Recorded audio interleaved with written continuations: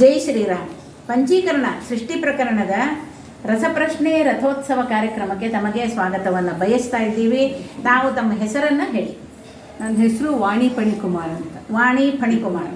Okay, ನಾನು ನಿಮಗೆ ಪ್ರಶ್ನೆಯನ್ನು ಕೇಳಲಿಕ್ಕೆ ಶುರು ಮಾಡ್ತೀನಿ ಪಂಚೀಕರಣದಲ್ಲಿ. ಸರಿ ಮೇಡಮ್.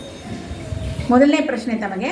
ಪ್ರಳಯ ಕಾಲದಲ್ಲಿ ಪರಮಾತ್ಮನು ಯಾವೆಲ್ಲ ನಿತ್ಯ ಜಡವಸ್ತುಗಳನ್ನು ತನ್ನುದರದಲ್ಲಿ ಇಟ್ಟುಕೊಂಡಿರುತ್ತಾನೆ? ಇನ್ನೊಂದು ಬಾರಿ ಕೇಳ್ತೀನಿ ತಮಗೆ.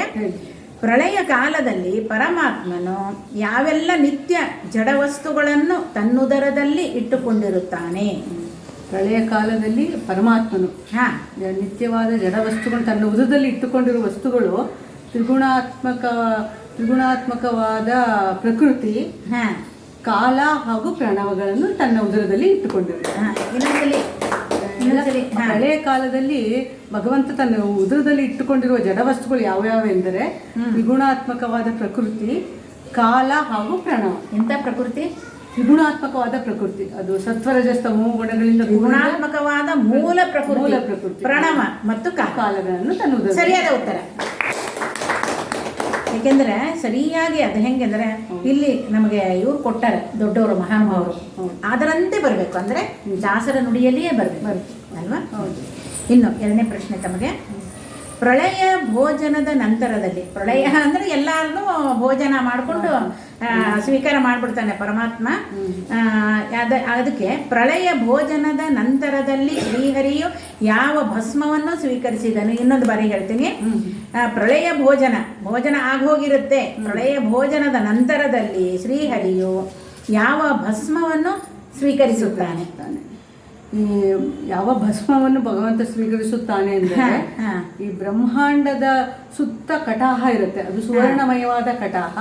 ಆ ಸುವರ್ಣಮಯವಾದ ಕಟಾಹವನ್ನು ಪ್ರಳಯ ಅಗ್ನಿಯಲ್ಲಿ ಭಸ್ಮ ಮಾಡಿ ಆ ಸುವರ್ಣ ಭಸ್ಮವನ್ನು ಸೇವಿಸುತ್ತಾನೆ ಭಗವಂತ. ಸರಿಯಾಗಿದೆ. ಬಹಳ ಚೆನ್ನಾಗಿ ಹೇಳಿದ್ರಿ, ಬಹಳ ಚೆನ್ನಾಗಿ ವಿವರಣೆ ಮಾಡಿ ಹೇಳಿದ್ರಿ. ಸರಿಯಾದ ಉತ್ತರ. ಮಣ್ತಿಂದನಲ್ಲ ತೋರಿದನಲ್ಲ, ಮಣ್ತಿಂದನಲ್ಲ ತೋರಿದನಲ್ಲ, ತಾಯಿಗೆ ಪ್ರೇಮದಿಂದ ವಿಶ್ವವ. ಬ್ರಹ್ಮಾಂಡ ಹರಿಯ ಮಂದಿರ, ಬ್ರಹ್ಮಾಂಡ ಹರಿಯ ಮಂದಿರ, ನೋಡಲದು ಸ್ವರ್ಣ ಸುಂದರ. ಮಣ್ತಿಂದನಲ್ಲ ತೋರಿದನಲ್ಲ, ತಾಯಿಗೆ ಪ್ರೇಮದಿಂದ ವಿಶ್ವವ. ಬ್ರಹ್ಮಾಂಡ ಹರಿಯ ಮಂದಿರ, ಭೂಲೋಕದಲ್ಲಿ ಮೇರು ಮಂದರ, ಅದಕ್ಕೆ ಸುತ್ತುವ ಸೂರ್ಯ ಚಂದಿರ. ಭೂಲೋಕದಲ್ಲಿ ಮೇರು ಮಂದರ, ಅದಕ್ಕೆ ಸುತ್ತುವ ಸೂರ್ಯ ಚಂದಿರ. ಶ್ರೀ ಧ್ರುವರಾಯ ಶಿಂಶುಮಾರ, ಶ್ರೀ ಧ್ರುವರಾಯ ಶಿಂಶುಮಾರ, ಅಂತರಿಕ್ಷ ಕಾಲ ಮಂದಿರ. ಬ್ರಹ್ಮಾಂಡ ಹರಿಯ ಮಂದಿರ, ನೋಡಲದು ಸ್ವರ್ಣ ಸುಂದರ. ಮಣ್ತಿಂದನಲ್ಲ ತೋರಿದನಲ್ಲ, ತಾಯಿಗೆ ಪ್ರೇಮದಿಂದ ವಿಶ್ವವನ್ನು ತನ್ನ ಬಾಯಲ್ಲಿ ತೋರಿಸ್ಬಿಡ್ತಾನೆ ಪರಮಾತ್ಮ ಅಲ್ವಾ? ಎಲ್ಲಿ ಯಾವ ಅವತಾರದಲ್ಲಿ? ಕೃಷ್ಣಾವತಾರದಲ್ಲಿ ಯಶೋದೆಗೆ ತೋರಿಸ್ಬಿಡ್ತಾನೆ. ಪರಮಾತ್ಮನ ಆಟ, ಅವನ ಒಂದು ಏನಂದರೆ ದಯೆ, ಅಂದರೆ ತಾಯಿ ಮೇಲೆ ಅಷ್ಟು ಕರುಣೆ ತೋರಿಸ್ತಾನೆ. ಮತ್ತು ನೆಕ್ಸ್ಟ್ ಮೂಮೆಂಟಲ್ಲಿ ಅವನ ದೇವರು ಅನ್ನೋದು ಮರೆತು ಬಿಡ್ತಾಳೆ. ಈ ರೀತಿ ವ್ಯಾಪಾರಗಳು ನಡೀತಾ ಇರ್ತದೆ ಪರಮಾತ್ಮಂದು. ಇನ್ನು ನಿಮಗೆ ಮುಂದಿನ ಪ್ರಶ್ನೆ ಹೋಗೋಣ. ಭೂಲೋಕದ ತಮೋಭಾಗವು ಯಾವ ಭಾಗವನ್ನು ಆವರಿಸಿಕೊಂಡಿರುತ್ತದೆ? ಭೂಲೋಕದ ತಮೋಭಾಗವು ಯಾವ ಭಾಗವನ್ನು ಆವರಿಸಿಕೊಂಡಿರುತ್ತದೆ? ಭೂಲೋಕದ ತಮೋಭಾಗವು ಭೂಭಾಗವನ್ನು ಆವರಿಸಿಕೊಂಡಿರುತ್ತದೆ. ಅದು ಸರಿಯಾದ ಉತ್ತರ. ಭೂಲೋಕದ ಭೂಭಾಗವನ್ನು ಆವರಿಸಿಕೊಂಡಿರುತ್ತದೆ. ಇನ್ನು ನಾಲ್ಕನೇ ಪ್ರಶ್ನೆ ತಮಗೆ. ಪಂಚವೃತ್ತಿ ಎಂದರೆ ಏನು? ಪಂಚವೃತ್ತಿ ಎಂದರೆ ಏನು?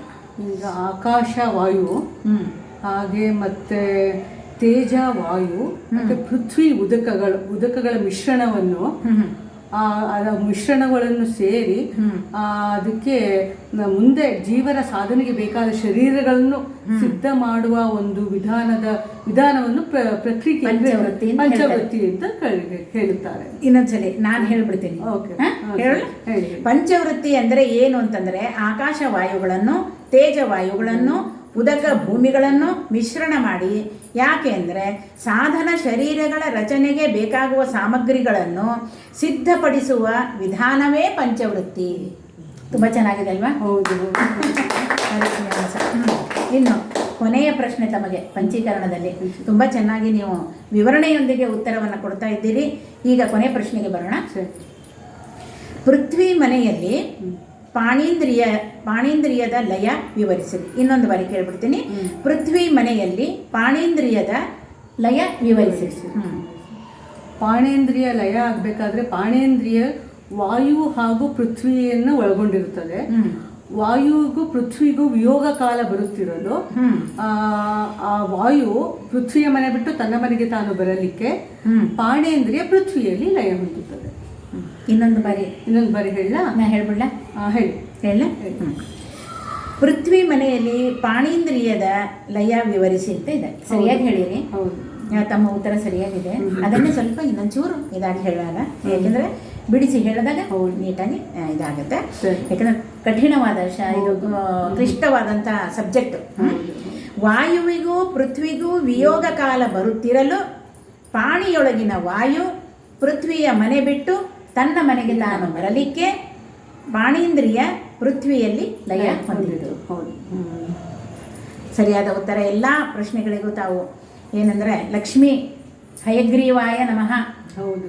ಪಂಚೀಕರಣ ಪ್ರತಿನಿತ್ಯ ಆಡೋದು ವಾದಿರಾಜರು ಹೇಳ್ಕೊಟ್ಟಿರೋದು, ಅದರಲ್ಲಿ ಲಯ ಚಿಂತನೆ ಎಲ್ಲ ಮಾಡಿಸಿದ್ದಾರೆ. ಸೃಷ್ಟಿ ಚಿಂತನ, ಲಯ ಚಿಂತನ, ಆಗ ಪಂಚೀಕರಣ ಆಟದಲ್ಲಿ ಬರುತ್ತೆ. ಅದು ಬರುತ್ತೆ. ಮತ್ತು ಏನಂದ್ರೆ ಅದನ್ನ ಪ್ರತಿನಿತ್ಯ ಆಡಿದ್ರೂ ತಪ್ಪಿಲ್ಲ. ಯಾಕೆಂದ್ರೆ ಏನು ಹೇಳ್ತಾರೆ ಅಂದ್ರೆ ಏಕಾದಶಿ ದಿನ ಅದನ್ನ ಆಡಬೇಕು. ಒಂದು ಇದು ಹೌದು, ಸಹಸ್ರ ಹೀನ ಜನ್ಮಗಳು ಅದು ನಾಶ ಮಾಡುತ್ತೆ. ಸಹಸ್ರ ಅಲ್ವಾ? ನಾಶ ಮಾಡುತ್ತೆ ಆ ಪಂಚೀಕರಣ ಆಟ ಆಡೋದ್ರಿಂದ. ಹರಿದಿನವಾದ ಏಕಾದಶಿ ಎಂದು ಅಂತ ಅದು ಹೇಳ್ತಾರೆ ವಾದಿರಾಜರು. ಹರೇ ಶ್ರೀನಿವಾಸ, ತಾವು ಬಂದು ಈ ಒಂದು ಕಾರ್ಯಕ್ರಮದಲ್ಲಿ ಸಕ್ರಿಯವಾಗಿ ಪಾಲ್ಗೊಂಡಿದ್ದಕ್ಕೆ ತಮಗೆ ಅನಂತ ಧನ್ಯವಾದಗಳು. ಧನ್ಯವಾದಗಳು.